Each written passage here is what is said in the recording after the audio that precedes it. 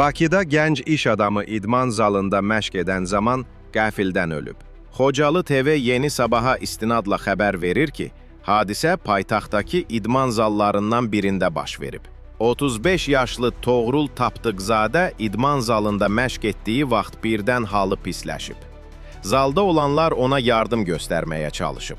Hadisə yerinə təcili tibbi yardım çağırılıb, lakin iş adamının həyatını xilas etmək mümkün olmayıb.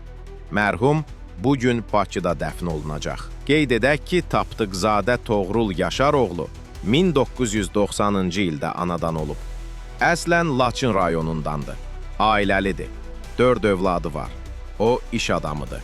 Toğrul Tapdıqzadənin atası Yaşar Nəcəfov 1-ci Qarabağ müharibəsinin veteranıdır. O, 811-ci saylı hərbi hissənin tərkibində döyüşüb. Laçın və Ağdam uğrunda gedən döyüşlərdə iştirak edib, ağır yaralanıb. Yaşar Nəcəfov özü də iş adamdır. Sahibkarlıq fəaliyyəti ilə məşğul olur.